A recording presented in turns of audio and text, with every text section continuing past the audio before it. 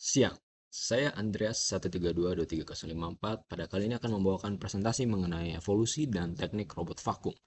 Itu kita akan mempelajari sejarah robot, iRobot Roomba dan mekanisme pembersihan-pembersihan modern yang sudah berlaku secara global. Oke, untuk bagian pertama, saya akan membawakan mengenai sejarah dan inovasi terlebih dahulu, yaitu bahwa inovasi ini munculnya awal dari MIT sampai ke rumah-rumah, yaitu di mana di awal tahun 1990 tiga pakar robotika MIT yaitu Rodney Brooks, Colin Angle, dan Helen Gardner membuat iRobot, yaitu visinya adalah membuat robot praktis menjadi kenyataan karena dahulu tuh pada zaman itu robot-robot tuh masih sifatnya hanya industrial saja untuk perkara-perkara besar dan bukan untuk hal-hal yang simple gitu. Nah, lalu pada tahun 2002 muncullah Roomba yaitu robot vakum pertama buatan iRobot dengan memang yang ditujukan untuk konsumen yang secara praktis ada di rumah.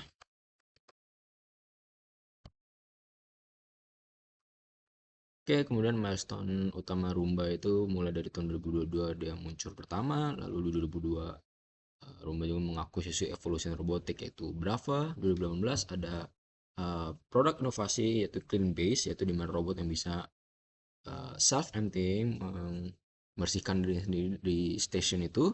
Dan juga 2021 ada inovasi Roomba J7 Plus, yaitu robot yang menggunakan AI untuk obstacle avoidance, jadi bisa mengetahui mana kabel listrik, mana uh, makanan tumpah dan lain-lain gitu ya. Oke, kemudian bagaimana sih cara robot vakum modern ini bekerja? Secara garis besar, robot vakum itu terdiri dari tiga subsistem utama, yaitu ada sistem sensor yang bertindak sebagai mata dan telinga, ada juga modul pembersih yang mengkombinasikan sikat putar untuk mengumpulkan kotoran dan motor hisap untuk menarik debu, dan yang ketiga ada manajemen daya juga untuk berbasis baterai lithium ion yang diprogram dengan fitur recharge dan rhythm, di mana robot akan otomatis kembali ke dock jika baterainya lemah dan melanjutkan pembersihan setelah dayanya penuh. Oke, nah berikut adalah sensor dan keamanan dari robot-robot kebanyakan. Jadi robot-robot vakum ini terutama. Jadi pengendalian robot itu bergantung pada sensor-sensor ini, yaitu ada cruise sensor di bagian bawah menggunakan inframerah untuk mencegah robot jatuh dari tangga. Terus ada bumper sensor untuk benturan fisik, ada receiver untuk komunikasi, dan untuk teknologi yang canggih itu ada Vislam, yaitu memanfaatkan kamera optik untuk memetakan landmark visual di ruangan agar robot itu tahu persis posisinya ada di mana gitu. Jadi kayak koordinatnya jelas, terus dengan tambahan kayak bumper dan cruise sensor, jadi kayak robot-robot vakum tuh nggak akan mengalami kecelakaan bahkan di medan yang emang didesain itu di rumah sendiri begitu ya.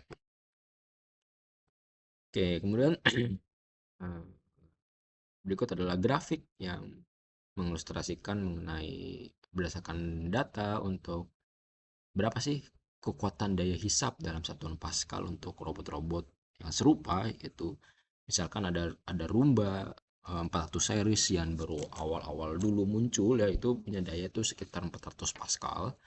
Terus ada seri 600 itu meningkat ke sekitar 700 Pascal, dan ada model-model premium dan canggihnya tuh kayak seri J7 ini maupun S9 Plus, itu tuh bisa sampai menghasilkan 2200 sampai 2500 lebih bahkan Pascal. Nah, peningkatan efisiensi motor ini menghasilkan daya hisap yang sampai 40 kali lipat lebih kuat dibandingkan model originalnya. Jadi semakin kuat daya hisapnya itu kan nanti semakin bersih untuk bagian-bagian lantai yang diserap oleh robot-robot tersebut.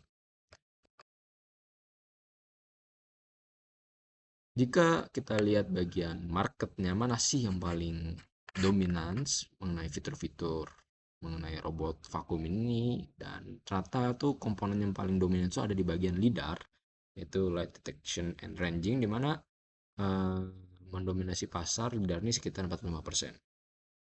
Hal ini dikarenakan lidar tuh menembakkan laser untuk membuat peta 3D yang sangat akurat, bahkan dalam kondisi gelap total.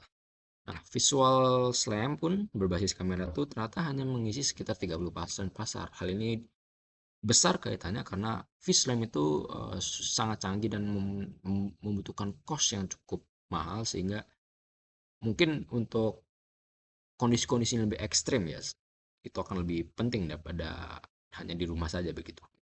Nah, tentu saja sebagai engineer memang ada trade off selalu dengan cost.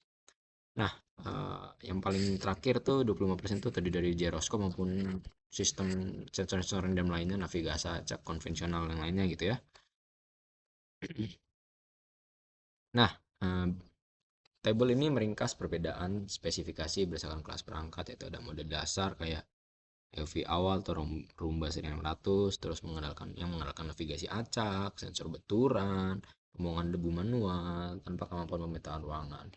Sebaiknya model premium sudah menggunakan LiDAR atau fuse lamp atau pengenalan kamera, camera recognition, terus pembuangan debunya itu otomatis, dan mappingnya itu udah multi floor smart mapping. Yang ini ditekankan pada table kali ini adalah sudah adanya peningkatan teknologi dari yang dulu awal-awal baru dibuat rumba untuk cleaning, sekarang sudah menggunakan lebih canggih, bahkan udah menggunakan integrasi dengan AI juga ya. Jadi eh, robot-robot yang memang didesain untuk praktis, untuk konvensional, itu bahkan bisa di-develop kemudian sedemikian rupa sehingga robot tersebut walaupun di kondisi lingkungannya tidak ekstrim tapi mampu memanfaatkan kapasitas dan fungsionalitas dengan seefisien mungkin gitu. Oke, kalau kita bahas mengenai masa depan, jadi kayak apa sih masa depan robot itu? Dan itu erat kaitannya dengan AI. Dan untuk kasus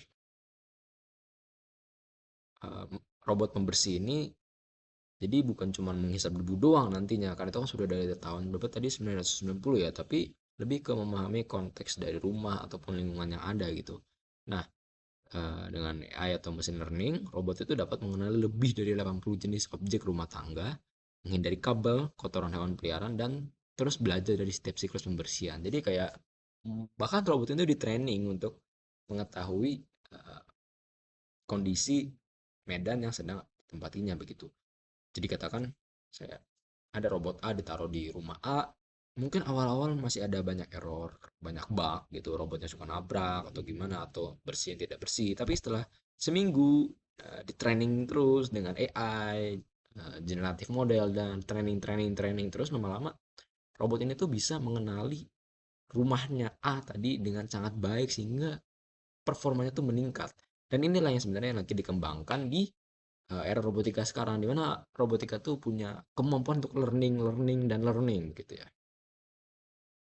Oke, sekian saja dari materi yang saya ingin bawakan dan saya membawakan materi ini dengan bantuan dari referensi berikut. Terima kasih.